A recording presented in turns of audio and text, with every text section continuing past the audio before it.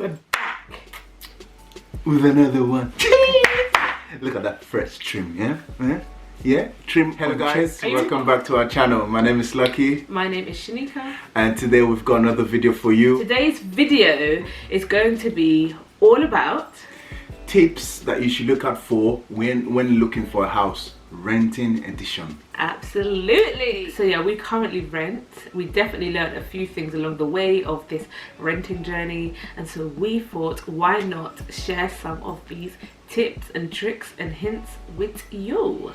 Yeah, I guess to be honest, for me, for example, this is the first time I'm actually moving away from home to get married, so I don't really know what to look out for, and during our experience we definitely learned a few things that we think would be helpful to somebody. It might be helpful to you when you're looking for a house to rent in the now or in the near future. One of the first tips we definitely advise is to know what your budget is and what you're looking for.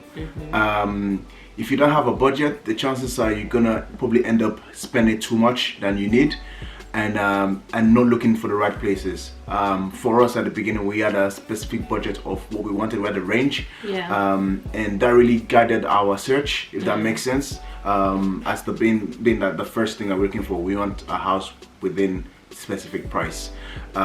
So for you, I think it's definitely important that you need to know how much you are willing to spend on rent. There's so many nice properties out there. Just because you can technically afford it doesn't necessarily mean that you should now be going to rent that property, because you still need money left over in your pocket for other things, you know. So yeah, that's true, definitely. So yeah, think about your budgets, think about what income you're having and what your outgoing is, and then for some people, when they do rent, they do start thinking about saving to get a mortgage. So if that's you, so just make sure you have enough money to rent and also to save towards a mortgage if that's what you're looking to do in a few years. So the next tip that we'll think about is, after looking at the budget that you want, is to look into the location. Where no, location. Where exactly do you want to move into? Where do you want to rent? And there are different factors that may affect that. It could be the proximity to your work, it could be the price, it could also be proximity to transportation system, or how close it is to family. Or also, if you want more of an inner city vibe or an outer city vibe, if you want to be able to get into London, as people say London, I don't know, because for me I always live in London, but people say I want to get into London. But anyway, if you want to be able to get into London within 15 minutes on the train, there's so much to consider when it comes to location. And I think it is the biggest thing, because, you know, especially our generation, as we've already mentioned, a lot of us are going to want to save for that mortgage as well. So you may have in your mind, okay, I want to look for a cheaper property to rent. Cheaper properties are usually located towards the outskirts of London, but then that's when you need to account for the travel time and cost. Just because you have your cheap rent because you live further away from London, you then need to account for a higher travel cost because you live further away, if that makes sense. So yeah, there is a lot to consider when it comes to location. So we can kind of break it down a bit. Yeah, for us, definitely when we're looking for a place to rent, one of the key parameters for us in terms of location is how close it is to a transport system, how close is it to a station. We wanted to rent a place that's very close to a station, or some transport, whether it's station or bus stop. And another thing was how close it is to family. Where we've decided to stay, it's not very far from my family home, so it's easy for us to go there to visit on the weekend, for them to come over. So that's also another key factor for us, how close we are to family. Exactly, because beforehand we always used to spend a lot of time at your family house. So we were like, okay, we don't want it to now be complete opposite end of the spectrum and we're not able to get there if we want to get there. Again, for some people, another factor may be church. Like if you have a church that you go to, you might want to live somewhere that doesn't make it really difficult for you to get there. So it just depends what sort of things happen in your life and in your world. That's definitely very key. And also for us, in terms of location, we didn't want to live in a very rowdy area. Ghetto. I said rowdy, I'm trying to be politically correct. You want to live in a very loud, noisy area, so we were also considering a place that is not too bushy or not too countryside, but yet still not too city-y. Whoa! So that's a word. What word is that? Dictionary, What did you say? Google Cicely. it. Go to Oxford Dictionary, you find it. Hallelujah. So that was again our one of the criteria that we looked into in terms of looking for location, and we've put in those things in place. It was easier for us to narrow down which areas we want to look for. Yeah, like I remember we rent. viewed this place around it was supposed to be around Crystal Palace, but like you could not even find transport close to that place. I remember when I was going there, I had to walk for about, I don't know, maybe this is for some of you like, oh that's short, but for me, no. I had to walk for about 10 minutes, like after I've got off transport, to locate the house. And that day, the rain that it was raining, oh my gosh, I thought to myself, why would I want to live here? Before I even got there, I already really just felt like I don't ever want this place. Then I got there and I was even more aware that I don't want this place. But which is true, which is good. There's also another thing to consider as well, security, in terms of how far are you away from transport system. Definitely, when you are visiting, that's the best time to know how you would even respond to living there. Because another thing I would say is, you know, for some people it's amazing to live on that outskirt of London, their rent is this amount and it's cheap or whatever. But you have to take into account, what are the transport connections like? Because if it means that you can live there at a cheaper rent, but your trains are always cancelled, do you need that stress? Because how are you going to get to work? Or how are your friends going to get to your house? Or whatever the case is, you understand? So there's that sort of thing. Like, we have a reliable London Underground service, London Overground, we are aware of those ones. But it's the National Rail that can sometimes really do what they want. They do or the buses in certain areas, or whatever the case is. So these are really things to consider, and it's tough. And obviously if you drive, then it might eliminate things completely, because you can navigate to wherever you need to get to. But yeah, that's so true. another thing that we found was looking for places is that a lot of properties, when they were being shown to us, a big plus point of that property was that they have parking, which was funny because at the time it wasn't like a big deal to us because we don't drive. It doesn't mean that it's not good to have parking, because actually we have lots of friends that drive, we have family that drive, so it means that when they come to visit you, they can very easily park without having to think of, oh, where am I going to park? That's the one thing I love about here. So even if you don't drive, think about your guests, but obviously don't overthink about them because they're not paying your rent. But wow. Also, when looking at location, you also need to look at what are the local shops around. What can you get? Is there Tesco nearby? Is there Sainsbury's nearby? Is there Morrison nearby? Is there Lidl nearby? Is there Aldi nearby? I need to see all of them so that they don't come and arrest me. Because that you would. forgot? Did you not forget Morrison's? I say Morrison. Okay, Asda. Is there Asda nearby? And so you knowing what shops are nearby can also help your decision making. There's some places you rent a place and then the nearest proper shop is like 20 minutes away. It's like you don't want to be in such a situation. So also consider that as well. Is there local cheap shops? Is there local takeaway? These kind of things. I don't know how important that is. But it can also for some people it definitely is.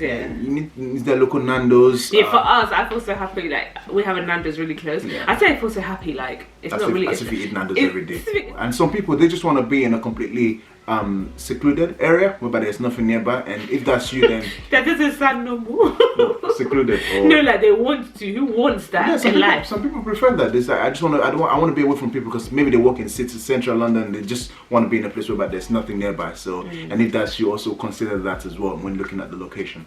Once you've sorted out the budget, your location, the ideally that you want to look into, the next thing for you to look at is the layout of the place you're renting.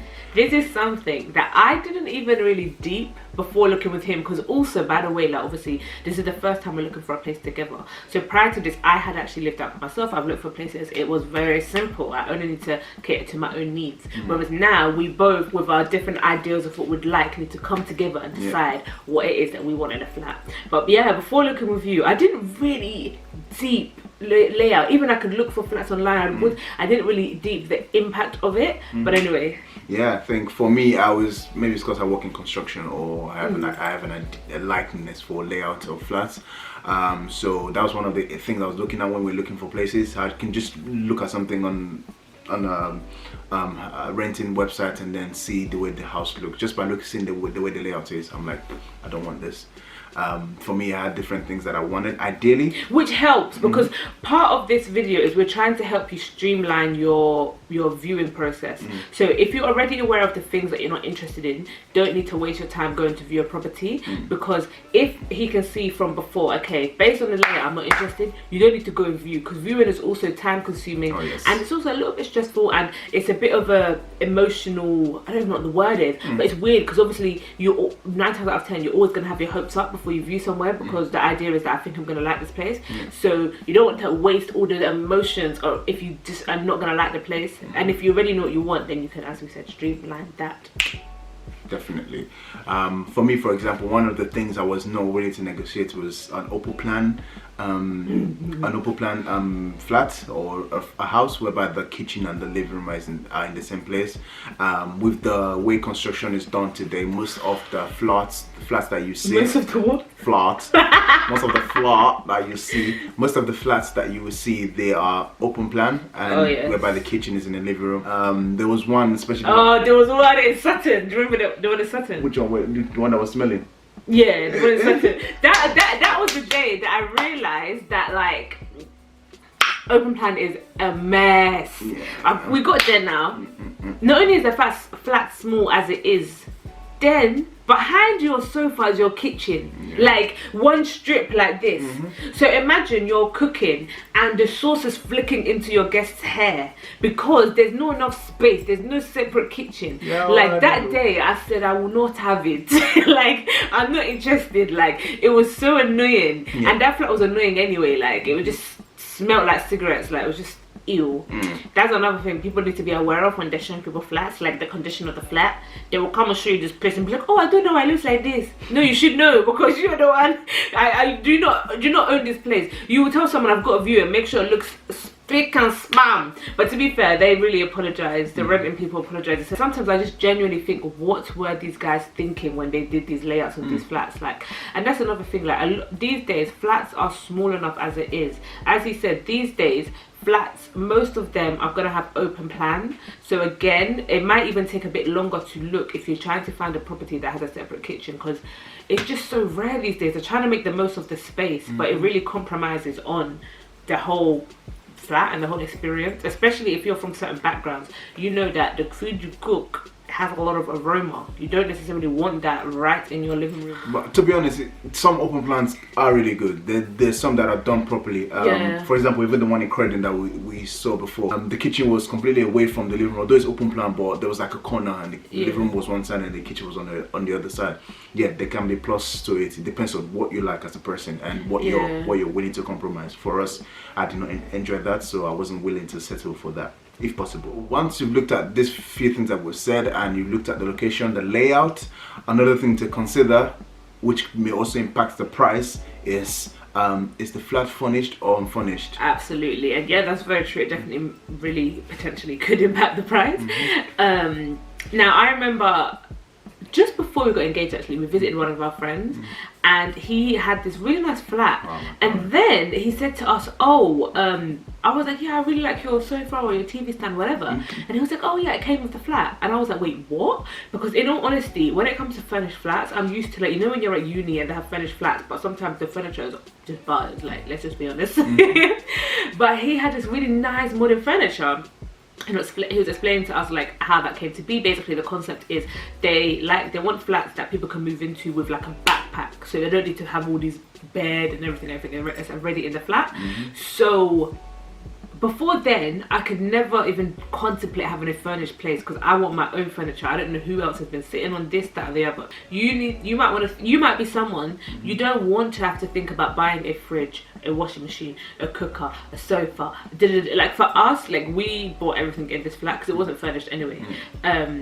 But yeah, there are flats out there where they come furnished. As like I said, that usually will impact the price, because it just would make it more expensive, essentially. And this can also inform your budget at the beginning. If, for example, if it comes furnished, they've got the most appliances, you might be willing to spend a bit more, because you know you don't have to buy those things. And again, most of these flats that are constructed today are usually, most of them are furnished, because to some extent it's mostly targeted at young professionals who are young, starting job, or young families who are still in the early stages. They don't want to spend more money buying furniture with. They're not going to be there on a permanent basis. So some flats are furnished, but the chances are they're going to be more expensive, especially in London. And that's the thing as well, like with some of the furnished flats, like you do have to consider the fact, especially if it's a new one, because the new ones don't always let you get rid of the furniture because they want to keep it there. They've got agreement with the person who's made it, whatever. You have to think you have less control over how that flat, how the layout of the flat is, and how you just use it. For example, like some of the flats we looked at, there was a good amount of space in the flat, but the furniture is massive. They'll come and bring you this big king size bed, the sofa is big, everything, the table is big. So what can you do? How can you maneuver in that place? How can, do you know what I mean? So just be mindful of that. Obviously, if you get your own furniture, you can decide the dimensions and make the most of your space. So yeah, it's just something to consider. And just talking about dimensions as well, make sure you measure before you buy. Yeah, don't go and buy a fridge that's too big that will not fit in your door. Yeah, or buy a bed that's too big that cannot fit through. So it's definitely something to consider. If you're gonna, once you've already got to a house that's unfurnished, measure before you buy. If you want washing machine, what's the washing machine space? I feel like that's one thing we make sure we had that, ensure that we had the right washing machine space, because we only had so much area to put the washing machine in. Another thing to think about when it comes to layout as well is, does the house have storage? Now, we are in a property that doesn't really have storage, which is quite sad. But it's one thing I would say, it's one thing I noticed looking around, so many properties do not have a good level of storage. Some of the new ones now, it's like now, after how many years living, people that construct houses or whatever have started to realize, okay, storage is useful. But yeah, if it is something you are going to need, then it may be a bit of a more of a fine-tooth comb method you're going to need when you're looking for these properties, because I'm telling you, a lot of properties do not have sufficient storage. But just keep an eye out for it, just because it is really useful to have storage. Once you've identified the property that you like from the various property websites, now the next stage is to start applying, showing your interest, and looking to book some viewings where possible. When doing this, you need to make sure that you book for a viewing that will be suitable for you, which usually sometimes if you're working, it'll probably be in the evening or on a weekend.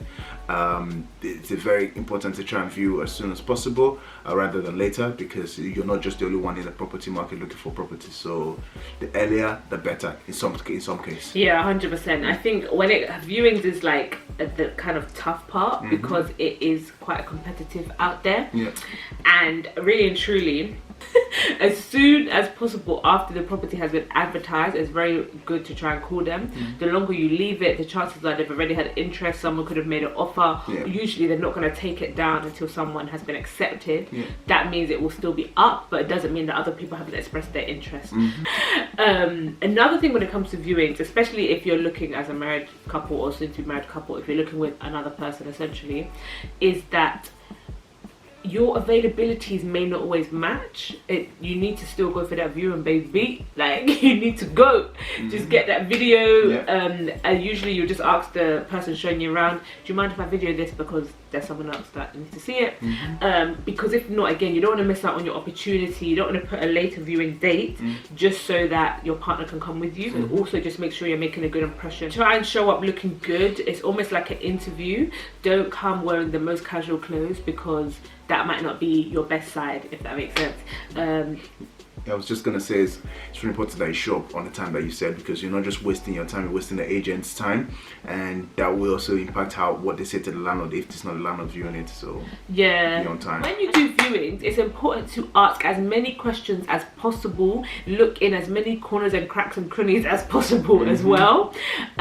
So you know, you want to ask things such as, has this property ever had damp? Or has it ever had an issue with mold? Those sort of questions, because you don't want to move into somewhere and then find out afterwards. At least give that landlord the opportunity to ask you, to tell you. If the tenant is still in the property, you can ask them something such as, what's the worst thing about living here? Let them give them the opportunity to tell you. If they say there's lots of spiders and that's something you can deal with, brilliant. If they say the neighbours upstairs are always banging, shouting, da-ga-da-ga-da, again, if they say, oh, the nearest station is a 20-minute walk, do you understand? But that really gives you opportunity to just assess, can I deal with the worst thing? You also ask them, what's the best thing about living here? So you also get to know, okay, what can I look forward to, if that makes sense? For me, another thing to look up for is utilities in the house. So in terms of heating, what kind of heating system do they have? What kind of hub do they have? Is it electric or is it gas? That can also affect the cost in terms of bills that you're paying. For us, I think like that's one thing we did not fully understand properly when we're looking for this particular house. So another thing I've asked before in the past, if the tenant is there again, but even if they're not, you can sometimes ask the landlord, on a monthly basis, how much are the bills expected to come to? Again, when you rent, brilliant, but you also need to think about, okay, how much are bills going to cost? So if you have that information beforehand, you just get that insight and understand, okay, can I afford this? In certain properties, you're going to be asking about the Wi-Fi, for example. Do they have good Wi-Fi? What's the price? Because I know one of the properties we went to, they said, oh, do we have Wi-Fi for the whole building? But then sometimes that might not be a good quality. Do you know what I mean? Yeah, back to, sorry, the gas and electric. So basically, when it comes to gas and electric, there's two things to think about. One of them is preference. Some people genuinely prefer to have gas in their property. Other people don't mind. But then there's another thing, is that, as you can testify, a lot of these new builds will just be fully electric because of gas safety concerns. So if you are someone that's interested in a new build, if you look at a new build or you want to end up in a new build, just be very mindful that it may only be powered by electric, and in some circumstances having an electric only property is not as efficient to heat that property compared to if you had gas as well. That's one thing that moving forward, I think we want to always ensure that we are on the ball when it comes to that, just being aware. So after you view the house and you like it, probably you let your intentions know to the estate agent or the landlord, and then if they agree with you, they'll probably, the next stage is for them to ask you for a reference and deposits. So in terms of reference, you have to be careful with this. Different agents or different landlords ask for different things. They might ask you to provide something from your landlord or from previous landlord, or also somebody from work as well, because they want to know that you've got a steady stream of income. So they tend to ask you for reference from work as well. For us, it wasn't really an issue for this house that we're in, because we're both working and we were able to get a reference from our landlord. There was one case whereby one of this new build, the referencing agency, they ask you to get a reference from your landlord, even if your landlord, even if they are your parents, they'll ask you to go to the council to get reference. Or like, essentially, if you haven't lived out before, then you're not going to have a previous landlord, if that makes sense. So that should be understood, right? But this company were like, we don't care, we want a reference. And it's like, but do you not have sense? Like, what don't you get about the fact that this person hasn't got one? Like, you need to bypass that. But unfortunately, they didn't have enough leeway to do so. Yeah, so just also consider that some people, maybe that might be a question you might ask at the beginning, what do you want from reference? That's true. In the viewing process, if you know you're interested, ask them, what does the referencing process look like? If you know that you haven't necessarily lived out since uni, because really and truly you can't use that, because that's how many years ago, do you know what I mean? So if you know you haven't lived out since uni, unless you graduated recently, then that referencing, if they want a previous landlord on that reference, it may be difficult. I would say the difficulty with referencing is that every company does their referencing differently. Referencing is also usually a third party to the landlord, so they're not the landlord, they're someone else. And they all do it differently. So some, if you haven't got a previous landlord, they're fine, they will take your work. By the way, with referencing, they also usually check your credit score, so that's also something to just take into consideration. You know, hopefully your credit is in good working order, so that you're able to receive that property that you're interested in. Now, certain referencing companies want to know that you don't just have enough for rent, you have more than enough. So certain ones have a threshold that you need to earn before they're happy to offer you a property, as we said earlier. Some of them would say, okay, we don't accept anyone who doesn't prove that they can earn 2.5 times the amount of the rent, if that makes sense.